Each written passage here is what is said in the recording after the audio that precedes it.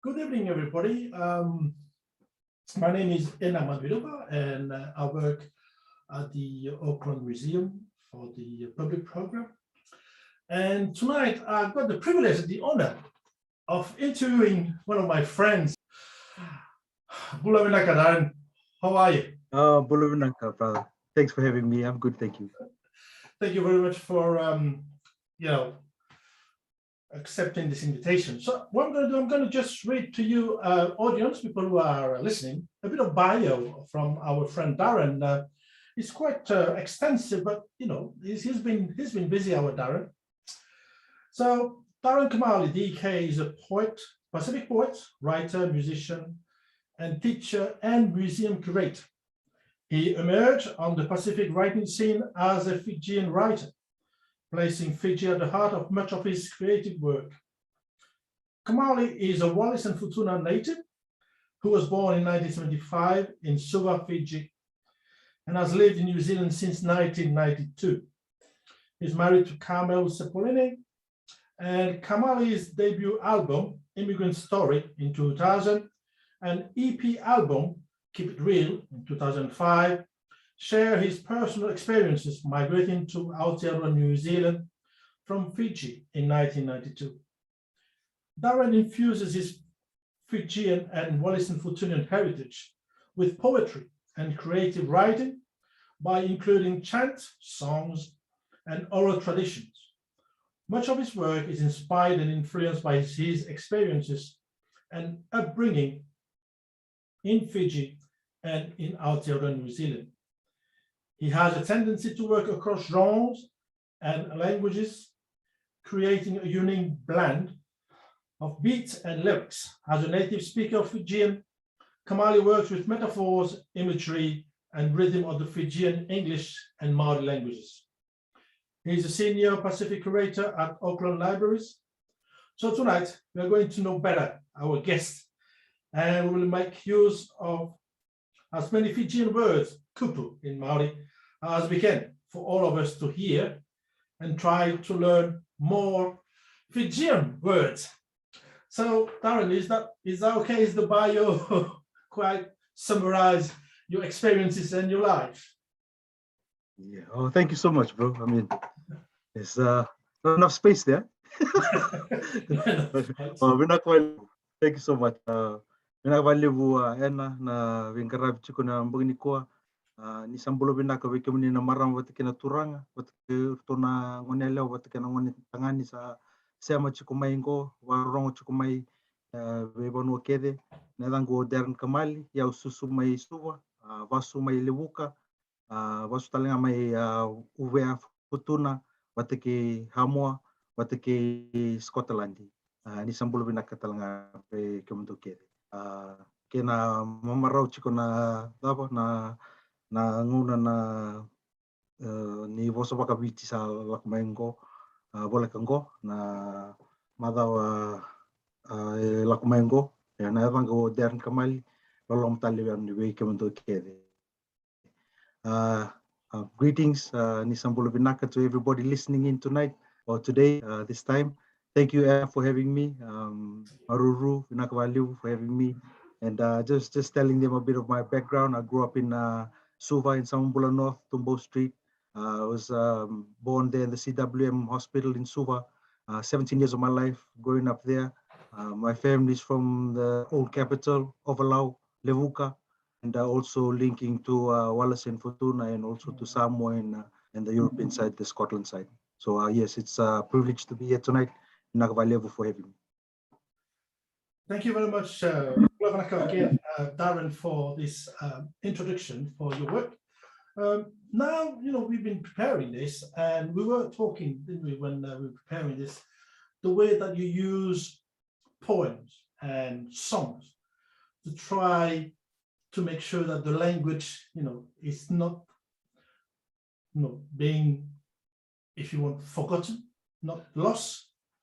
And I was just wondering, how do you get the inspiration of writing poems or your songs or your chant? How do you get the inspiration? And by the way, what's the word for poems in Fijian, please? And and poet is Ndau Serikali. Yeah, so yeah, thanks for that. That's a good word too. And yeah, I never found poetry until I come to Aotearoa. And then I started doing sort of street poetry and busking. Back in the day, Moa Strixon Poa, who was a reverend, he was the one who sort of introduced me to poetry. But yeah, I've always been very passionate about where I came from, and I always wanted to tell my stories and about growing up in Fiji and even in Aotearoa as well.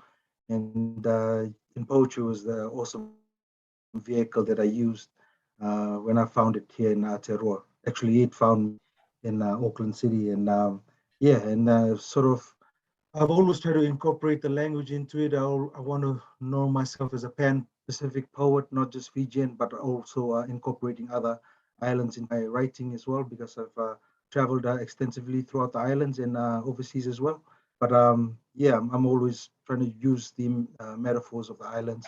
Always a couplet. Couplets are like the chants that I know it's the chants in Fijians, and I think all the islands has the couplets rhythm and sound as well. So we got the sticks, which is Naiua Uoni Lally, which is the two sticks I've always been using within my poetry and stuff. It's just percussion sticks, reminds me of the Lally, which have very different Lally items and stuff. They got Lally Nimasu, Lally Nilotu. They got church Lallies. You got Vunavalu Lallies for fighting, for feasts, for deaths. So there's different beats, different rhythms, and sometimes within the poetry, yeah, it helps sort of I think I mentioned this before to you, the ambience of the words and the language and the culture that mixes with it. So I'm not too heavy on the stuff, but it give it a bit of ambience as well. And yeah, I've been writing since since I came here, probably 23 years now. Yeah. Okay. But yeah, there's a rhythm to it. Yeah. What I'm going to do now, we're going to play, you send me this little clip of you and your son, Daren, singing the, is it Kosumasu? Nongumasu, yes, my prayer. Yeah. This is a hymn. Yeah. And I guess a lot of people have heard it before. It's normally done by our sports people where before they go onto the field or before they take on, they especially rugby and other sort of other events as well. It's a good one. It's my prayer, Nongumasu. Okay. My name is Daren. This is the 91st song and the 91st day for Fiji, and this song is Nongumasu, my prayer. Ooh, ooh,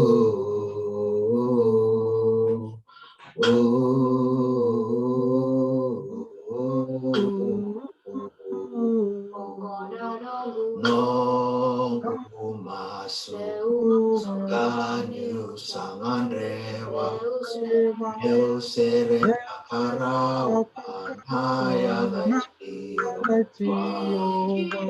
ichio nivuke ya humanda nangangande ni ya logo angkai tangi danga sebab naka balik turang lebih kaki ko kena nonda bimbuli yang nunggu ngatian yang natang ko makan bangun ko ya wilikina lebih singa makau sautian ia ente itu ngana waka buli makau kawiti metau mundo dan senga ni alirau senga sar ni alirau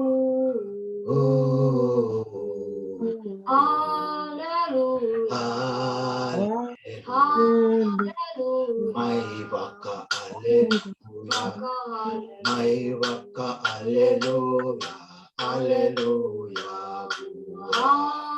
aleluya, mai waka aleluya, mai waka aleluya, aleluya, Makabalo di pinakawaliw Aotearoa. So that was you and your son singing, and yeah, that's quite good because I can see that there's a kind of intergenerational movement there, teaching your son, not just Daren, but your other son as well, to speak or to sing the language. That's a way to try to maintain the language alive, isn't it?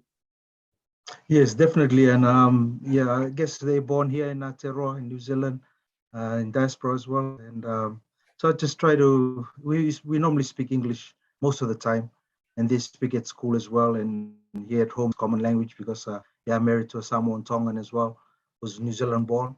So I think it's important for especially our kids if we can say prayers and sing hymns together in the language, even if it's a prayer before supper time as well and stuff like that. Just the little things, and even in between, like excuse me, chilo, or yeah, just the little things like Sicily, go have a shower, you know. Just try to use those kind of words daily, even if it's between sentences in English. There's always like an island word that drops in between, and yeah, I try and get my boys to do that. And if we go on walks and stuff, I try and sing hymns and sing songs and that'll sort of get them tuned with their sort of pronouncing words as well. Yeah. I've noticed, Daren, that the Tahitian, our own East, if you want, East Polynesian language, there is a lot of resemblance with Fiji. I guess if you speak enough of one of the Polynesian language, you can manage sometimes to understand some of the words, some of the ideas that comes from other Polynesian languages, isn't it? Yeah. I mean, Fiji uses the W, and the other Polynesian language is the V. So Vai is Y in Fijian. And I think the thing with the Aotearoa Maori language is very close to both Polynesia and Melanesia because they use the W as well. So their Y will be same as Fiji Y. And even Mokambuna, Mokopuna, Yeah. it's Fijian as well. So we got those kind of links back into Tahiti and to the Polynesian circle again. And yeah, it's really important, I guess. And that was a good thing with the museum. We had those words below the map, and then it goes from different islands, and then you have the different pronunciation, but it still comes to the same thing like Waka, Wanga, Vaka, Va'a, it's Yes. all similar to the Austronesian. And I guess we got our connections too, especially with we got our tapa cloth, we got our kava, and we just do it in different ceremonies and different, occasions and stuff like that. Yeah, one of the questions that I would be interested to ask you, have you been, just to come back to how do you get your inspiration? We're talking about you doing 100 kind of night of, Fiji being under the COVID or under the confinement. Yeah. How do you find your inspiration when you either write or chant in Fijian or in English? Where do you get this inspiration? It started off, especially with what was happening at home. It was really, for me, it was frustrating. It was sad, and I was worried. It was like a sort of mixture of feelings for me. And then I thought about just trying to get it out creatively. And then that's the time when I thought, oh, I should do a poem night for Fiji. And it's always important to do 100 nights of something because that comes towards the end of it. You mark the 100 nights and you have a big feast at the end of it. So when it first started on my first night, it was overwhelming as well. But I knew I had launched the book earlier this year, Vunimango and Me, which is a book of memoir poems that I put together. And I launched that in May this year. And yeah, I wanted people to read it and but it was locked down overseas as well.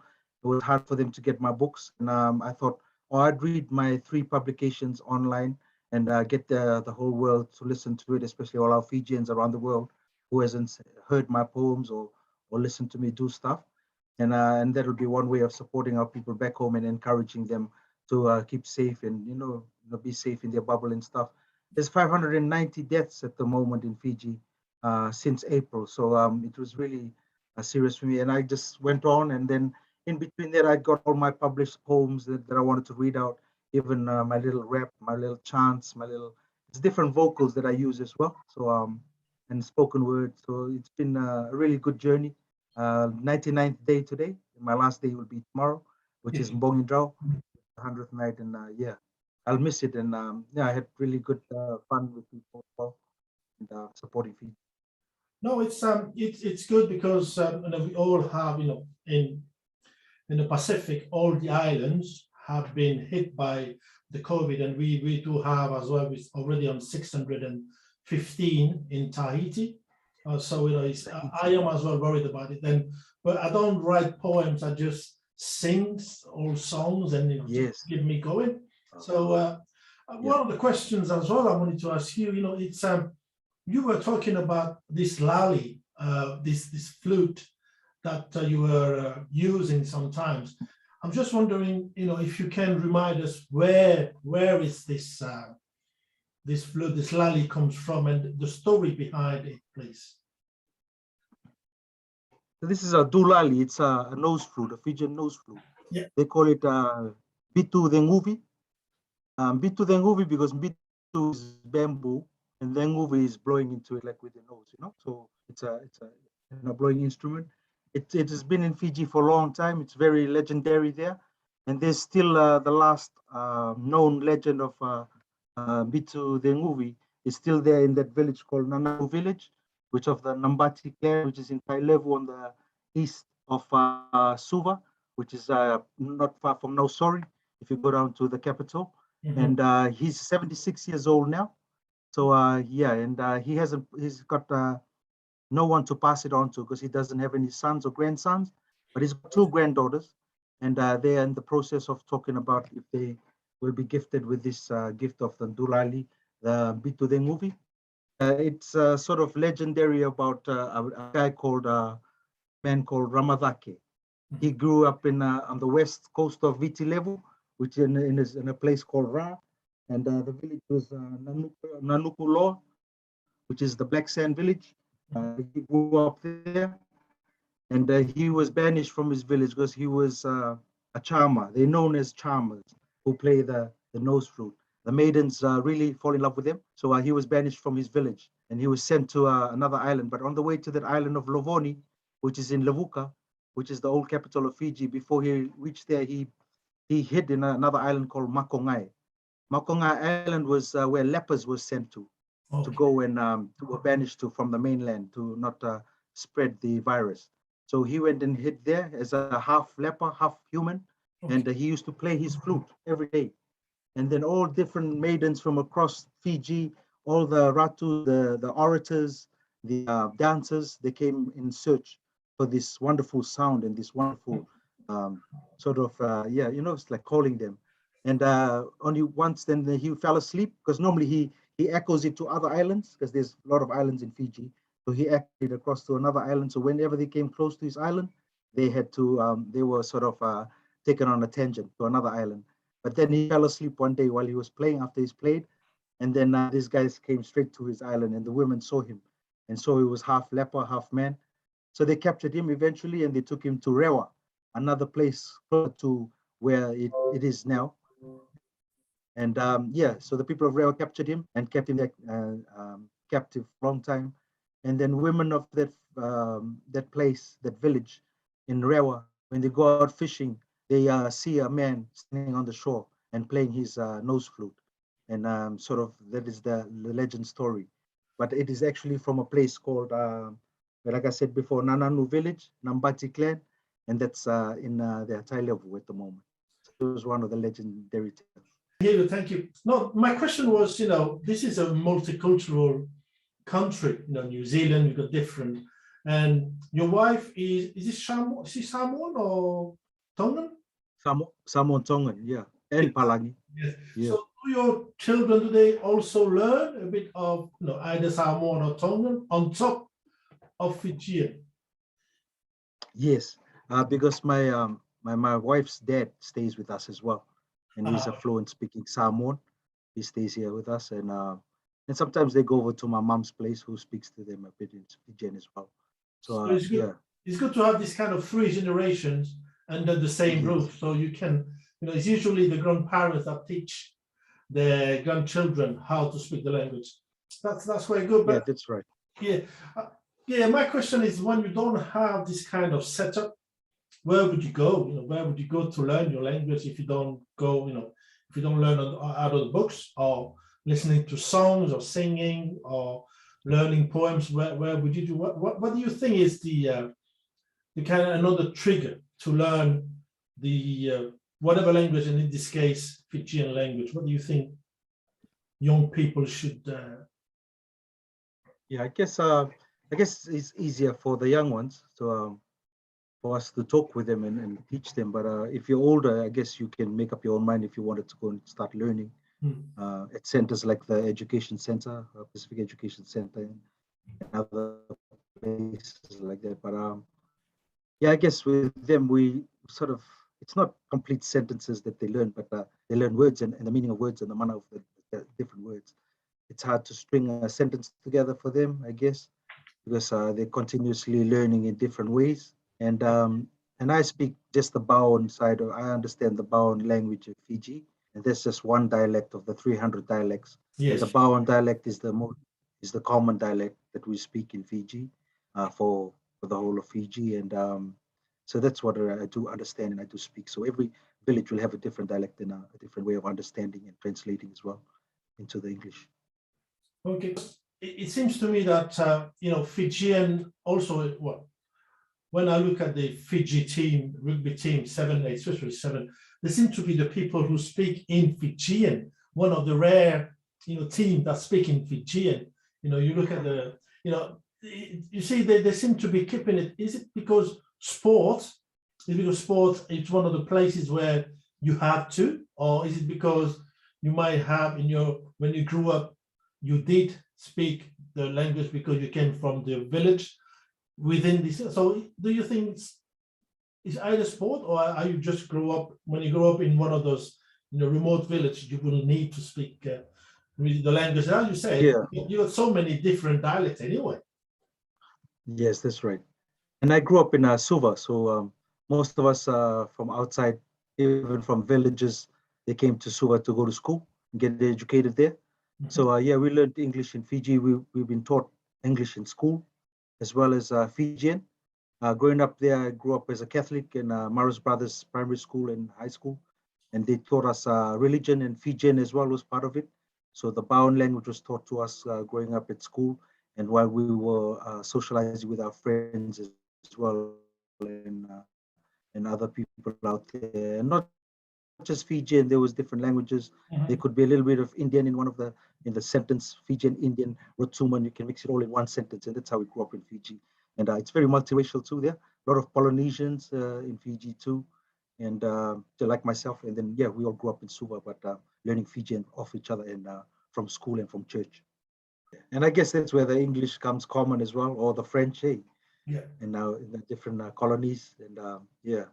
I was blessed to grow up in Fiji 17 years and then come over here. So I was pretty grounded there and grew up with my grandparents. Yeah.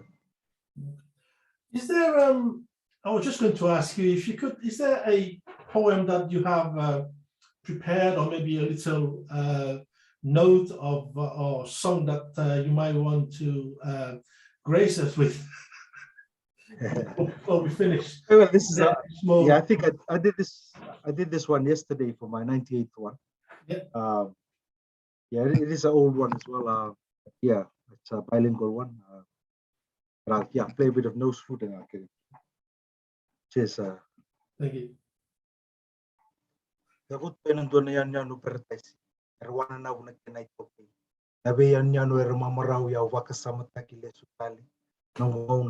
Ngwingwela davin rendre tin ka vitu na yambaki nongumbula ikia me vakarau takia ukina vuruvuran rendre ateroa asamai tukinango eu tungo me ambula ko viti nangele keir na itaukei eresa vakavuli dea pasanga ka vakambula mbula taka na yalongo na vosa ndo tatangiringiri ndalingangu vakana Lally neo vakasamataki ira era tuyani mana yanu ni veimate ni diva mai viti ki ateroa na diwarua do tani na vanua do na kavo oti e roa sanga bulu ka diwa na yambaki ke se tonga na nungu waka sama kiwali sandona ngauni sala mbala wa lokova mai me vola na serikalingo ni koa.